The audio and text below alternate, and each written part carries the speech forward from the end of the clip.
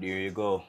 That beautiful saltfish rundown, fried dumpling, yam, banana, and of course some plantain. Can't have something more than this, man. Wagwan, what's great? Welcome back to the channel. If you're new here, welcome, and thank you very much for stopping by. My name is Chef Adrian Morris, and you're watching Morris Time Cooking. We know about sardine, mackerel, chicken neck, chicken back. Nothing I waste, nothing I dash way. So as seen in the title, we're making some saltfish rundown. Yes, and I have here 1.5 pound of salted fish. You can use codfish. This is pollock, right? What I like to do, I like to remove the skin before anything else, right? So you just pinch right here. At the end, you can use a bread knife or you can just use your hands. So you pinch at the end, and we're just going to release that. Reason why I like to take the skin off, because when you cook it, all these dark parts of the skin is going to get on the flesh of the fish, and it's not good for presentation. So I like to take that off beforehand. A lot of persons like to boil it and then they remove it after, but I like to remove the skin first because it's easier to remove for me. And again, I don't have to go through the hassle of removing that from the meat itself, right? So there we go. Some salted codfish. Yeah, just remove that skin like so. So you press on the flesh while pulling back the skin so that you don't get too much of the flesh with the skin, right? And there we go.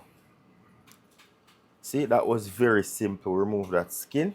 So we have all the skin off the saltfish. What we want to do, we want to rinse off all this excess salt. I'm just going to carefully wash it off, ensuring that you don't be too rough because you don't want to get pricked by any bones, right? And look how cloudy that water is. So we don't want that. You see that? See all that salt? We don't want that.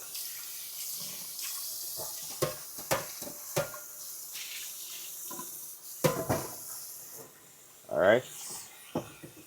So now we're going to cover the pieces with cold water. So now we're going to put this on the stove top on medium-high heat. We're going to allow it to come to a boil. Once it comes to a boil, we'll let that cook for about 5 minutes before we throw off that water. So while that is going, I'm going to add some water in a pot. And what I'm going to be doing, I'm going to be making some ground provision. So to my water, I'm going to go in with some oil. About a teaspoon. And about a teaspoon of salt. So we're going to set this to boil.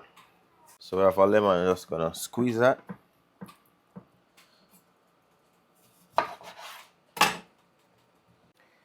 Alright, so I have a bowl of water here. Going to go in it that lemon. If you have lime, you can use that as well. So about half of a lemon in the water. And then I'm going to peel some yam. And what I'm going to do, add that to the lemon water. And once you add it to the lemon water, that will prevent it from becoming extremely brown, aka oxidizing, right? So I'm just going to peel that yam. Nothing like some good rundown with ground provision. You don't want to go too deep with the yam when you're peeling it. So just like that is perfect. Just do it enough so that you go over it once if possible. Sometimes you have to do a second time, but for the most part, you just have to do this once. And I normally add a little bit of oil to my hands to prevent my hands from becoming stained from the provision. And you have to try and move your hands as quick as possible so that this doesn't become brown. And this yam right here, some of it doesn't look the best. As you can see, the difference with here and here.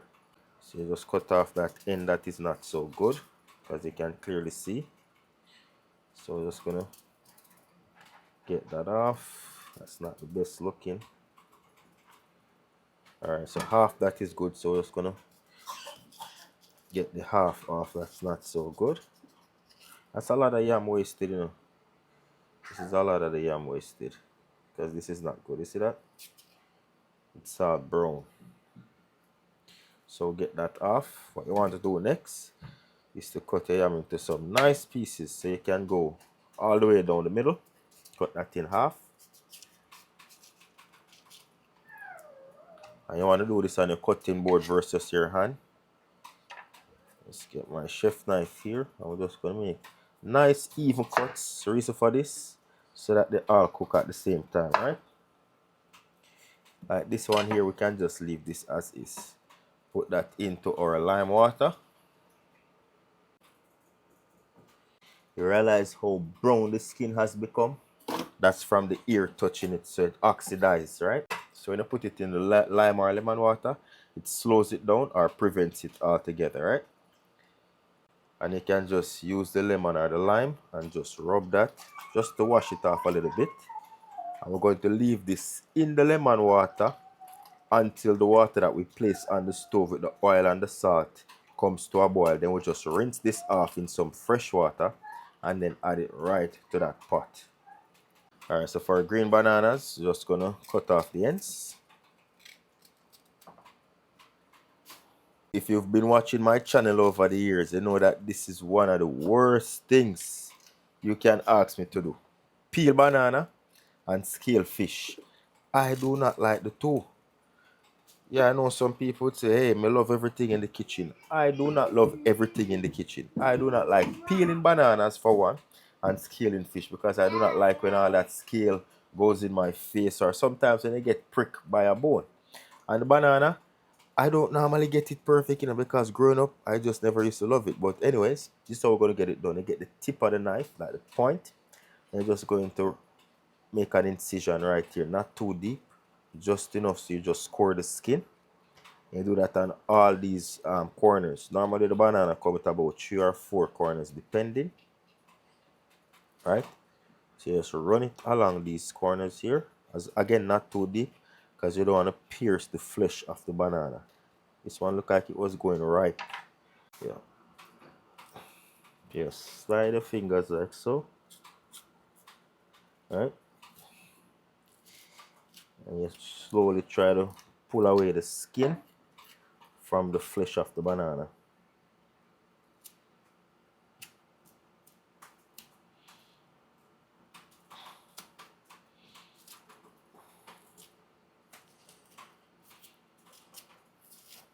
Yeah. Yeah, man, this is not my favorite thing. I warned you.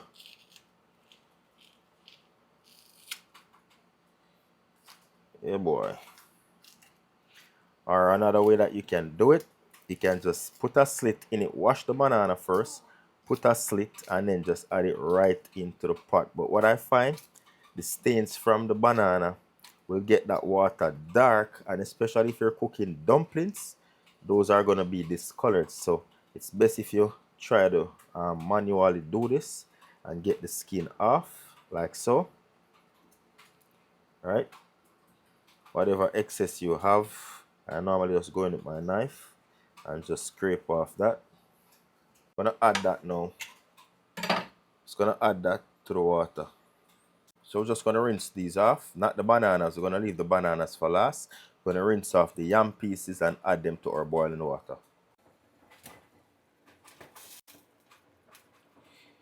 Alright, there we go. I'm gonna allow this to cook for about 5 or so minutes. So the saltfish has come to a boil, boiling for the past 5 minutes. We're going to pour this water off and we're going to get some fresh water on here and we're going to repeat that process. The reason why we're doing this is to extract as much salt as possible. So we're going to prep the vegetables now for our rundown. So we'll get 1 onion, cut off the ends, cut that in half. Rinse that off, and we're just gonna cut those into nice thin strips.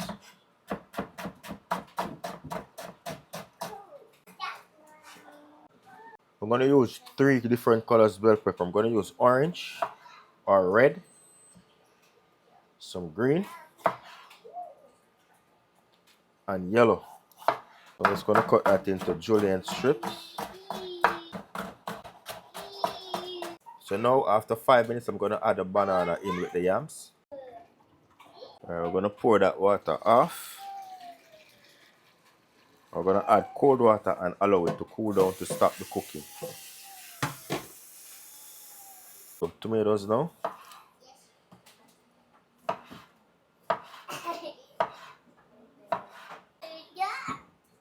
Scotch bonnet pepper to your spice tolerance.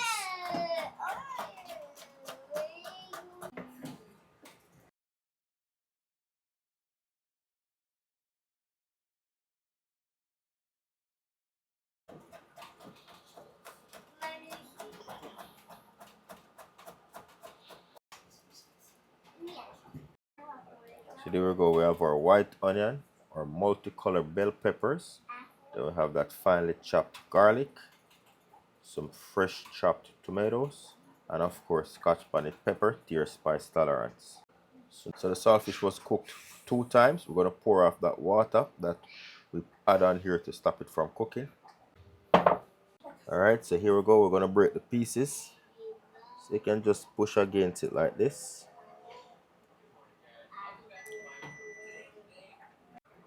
Cooked, deboned, and now it's not too salt and we're good to go. Right now we're just gonna get this on the stove and cook it up real nice. Our rundown, we're gonna go into some coconut oil, about 2 to 3 tablespoons. Immediately 1 teaspoon of pimento berries or allspice berries. We're gonna allow that to toast. On medium high heat, in with our onions.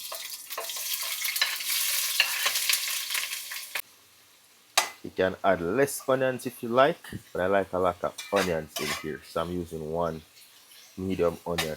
You can use a small onion. You can use half of the onion if that's what you prefer. We're just gonna cook these until translucent and fragrant.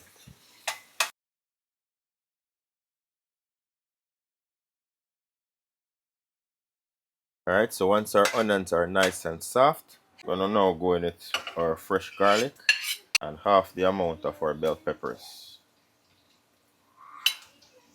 Half tomato. And then finally, I'm gonna go into the scotch bonnet pepper. So I'm leaving half the bell peppers and half the tomato for the last bit.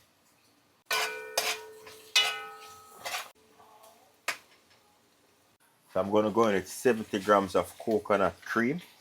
I like to use the one from the bar, right? Because I'm looking for some custard, and we have the coconut oil, so everything is just going to add to make a delicious flavor. If you have the coconut cream, you can use that. But I like to use the bar. And immediately I'm going to season that with about a teaspoon of fish seasoning.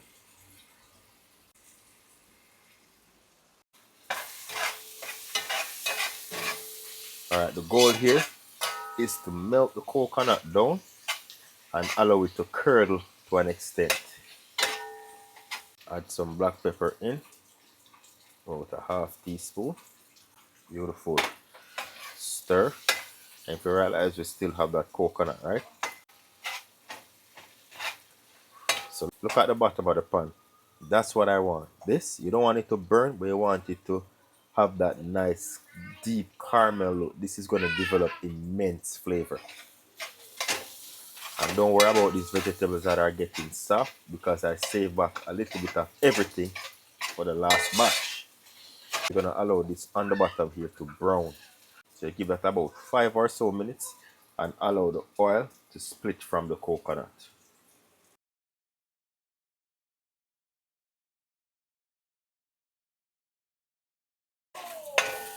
So that's what you want. Once it reaches to that point, that nice caramel, we're good to go. Deep color, that's what we want. Now add 2 cups of hot water. Just like that. In with our fresh thyme, about 2 stalks. Stir. Holy. When you allow that coconut to somewhat toast, that's what's going to give us a rich flavor. Trust me, my friend. Alright, give that a taste. Oh, holy. Once it start come to a boil, we're gonna add in our saltfish. This is optional. You pop in 1 teaspoon of butter for added flavor. And then immediately we're going to hit that with our cooked saltfish. Give that a stir. Look at that. We're going to turn this up on high heat, allow it to boil, and reduce a bit of that liquid for about 5 minutes.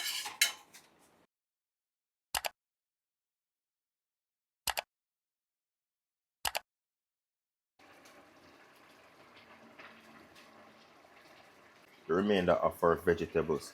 This is to ensure that once it is cooked, then we have some nice firm crunchy vegetables and that beautiful look. And that is it.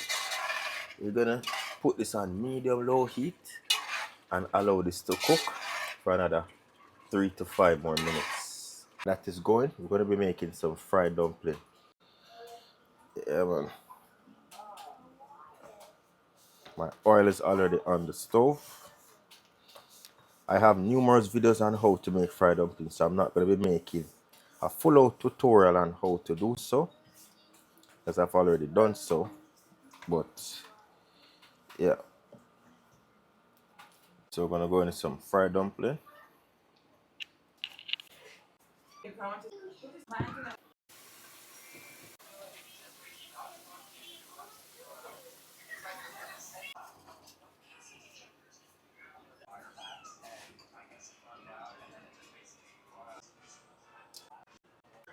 Alright, there we go. Beautiful rundown. You see all that oil? That's what we want. Alright.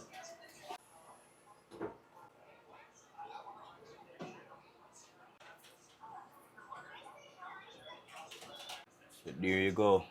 That beautiful saltfish rundown, fried dumpling, yam, banana, and of course some plantain. Can't have something more than this, man. Eat, enjoy, and make sure you give this video a like, subscribe, and share the thing. Hear the thing. I go dig it. Leave a thumbs up on the video, leave a comment below, and say if you love my vibe, don't forget to hit subscribe. Jano, try it out at home, you won't be disappointed. Once again, thank you very much for watching. You see, until next time, safe travel upon the gravel, and go and big up on yourself.